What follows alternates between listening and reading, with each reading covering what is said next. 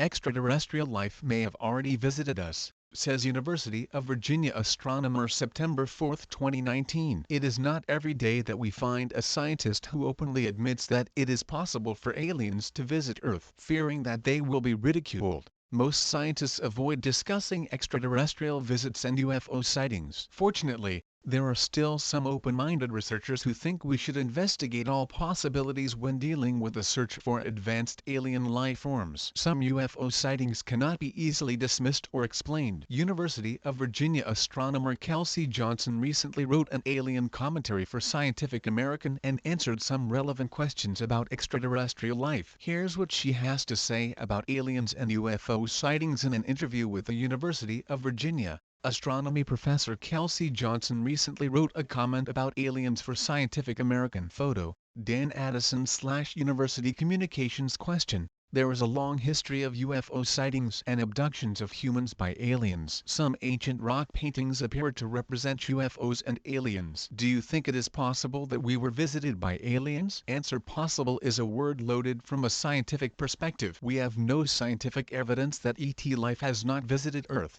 Of course, is possible, but there are only a few investigated cases that have no other possible and more plausible explanations. But these few are highly intriguing. One particular case that caught people's attention is a famous unsolved case from England in 1956, known as the Lakenheath Bentwaters incident. One of the reasons why this incident drew attention was that it was witnessed by the U.S. Air Force and the Royal Air Force. The official record includes visual sightings of airborne phenomena and radar contact. While it is tempting to jump to conclusions just because we don't know what it was, it doesn't mean it was extraterrestrial life. Keeping an open mind is essential to scientific progress, but such progress also requires that claims can be falsified or verified. Unfortunately, virtually none of the sightings come with a preponderance of testable evidence. But as a scientist, I have to recognize that extraterrestrial life could have visited Earth. Some of the unresolved cases may be genuine and we cannot rule it out. Traveling at the speed of light,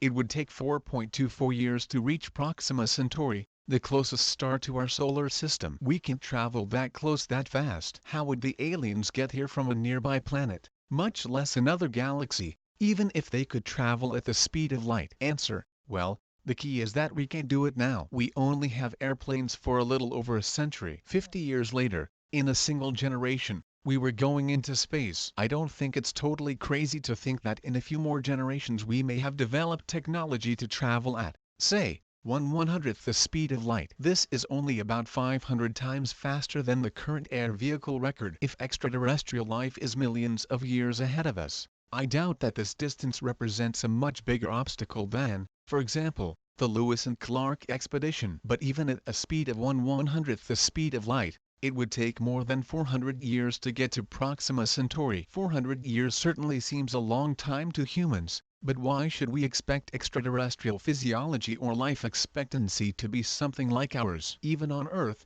we have aquatic animals, like a type of sea sponge, thousands of years old, and certain sharks and turtles are believed to have lived for over 200 years. We don't think these species are about to build spaceships and move on to the stars, but the point is that thinking of a standard biological life in human terms makes no sense in the cosmos. We also have these spectacular creatures, the tardigrades or water bears, who can enter a cryptobiotic state and remain inactive for decades. Cryogenics may sound like science fiction now, but hundreds of people who invested in this breakthrough are already frozen in cryogenic suspension. Given the commercial interest in this technology, again, I don't think it's crazy to think that in a few generations we will discover it. If aliens have the technology to travel extreme distances, why would they come to a primitive civilization like ours? Answer: this is entering the realm of alien psychology, which is virtually unknown territory. If we assume that they have similar motivations to ours, we can conjecture. Statistically speaking,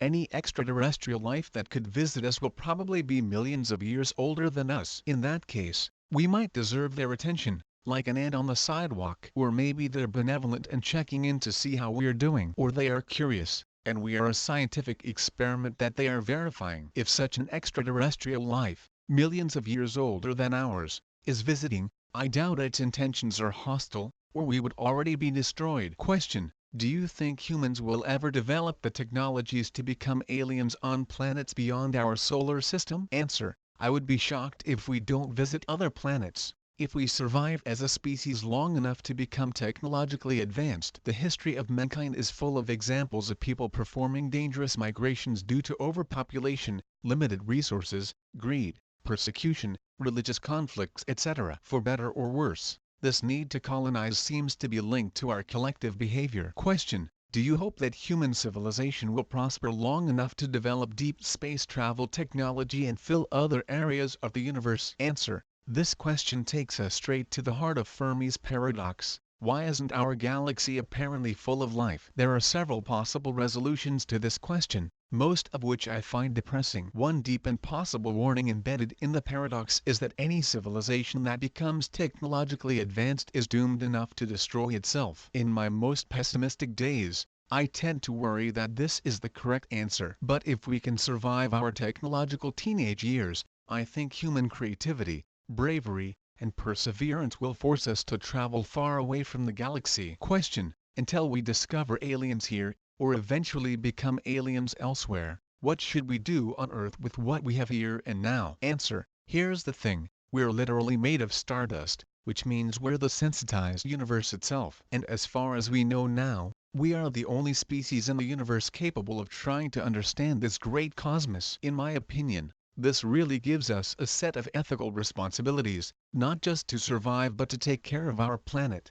and each other and ourselves. I think it also gives us the responsibility to learn and try to understand as much as possible about ourselves and our universe.